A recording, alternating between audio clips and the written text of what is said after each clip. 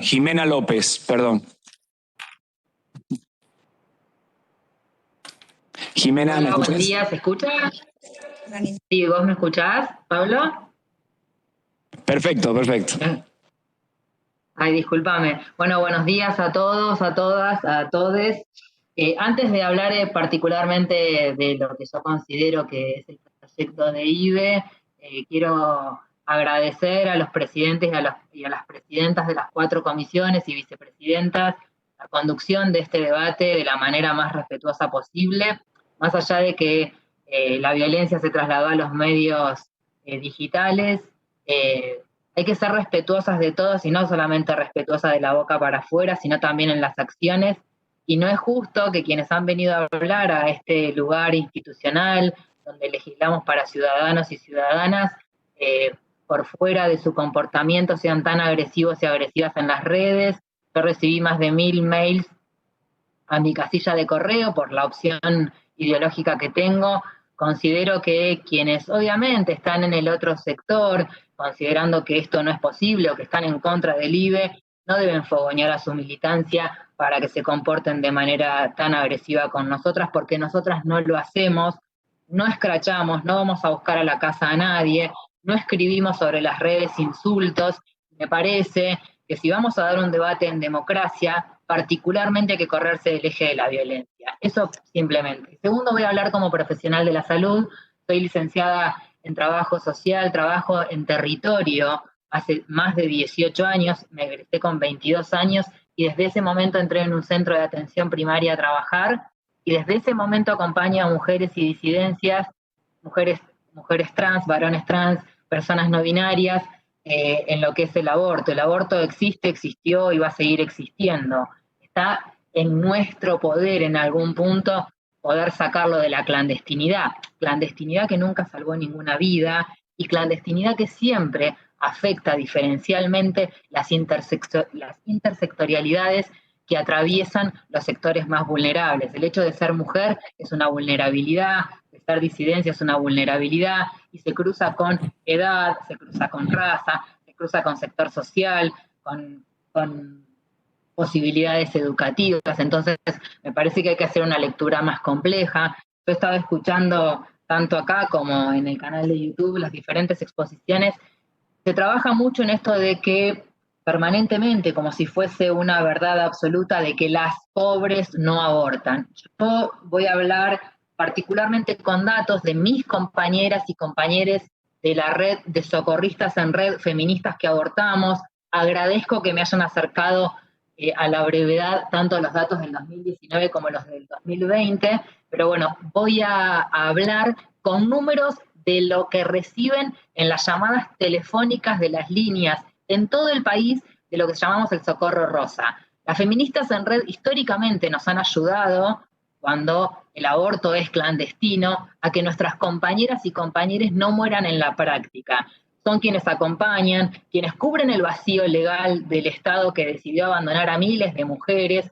Y yo agradezco porque cuando fui en gestión y cuando estuve en territorio, yo he llamado personalmente y siempre han estado al pie del cañón, inclusive sabiendo que corrían el riesgo de la penalización en el caso de ser encontradas. Así que a todas ellas y ellas, muchísimas gracias por hacer un mundo más vivible.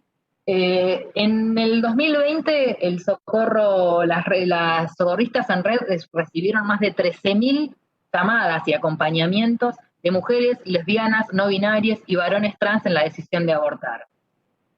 Hicieron obviamente toda una segmentación de lo que habían recibido, desde las situaciones de violencia. El 53% de los acompañamientos de aborto habían pasado situaciones de violencia que no denunciaron. 12.000 personas tenían entre 20 y 40 años, lo que también es un mito que las y les adolescentes son quienes van a abortar porque no tienen educación sexual. Empecemos a trabajar sobre cuestiones de la realidad.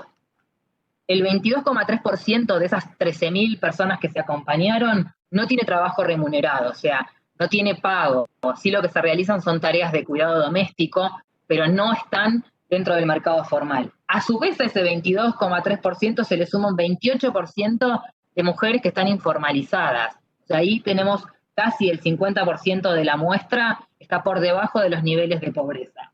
El 56% no llega a cubrir un salario mínimo vital y móvil.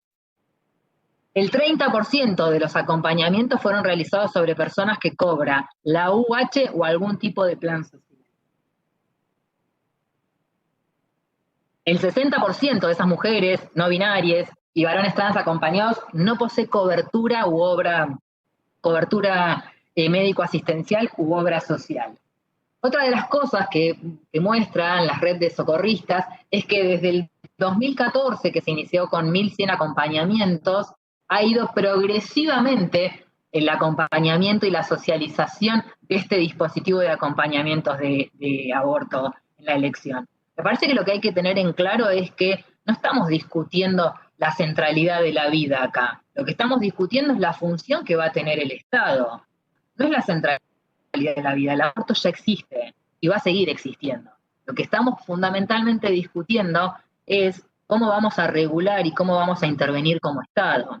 Si vamos a dejar que esto siga pasando en la clandestinidad, llevándose miles de vidas o miles de consecuencias no deseadas, o vamos a generar las condiciones en base a derecho, a la posibilidad de que cualquier persona gestante se pueda dirigir a cualquier dispositivo de salud del primer nivel, porque estamos hablando de que más del 70% de los abortos hoy se practican de forma medicamentosa, lo que genera condiciones de seguridad, más no lo saca de la clandestinidad. Entonces me parece que el Estado tiene la obligación de regular.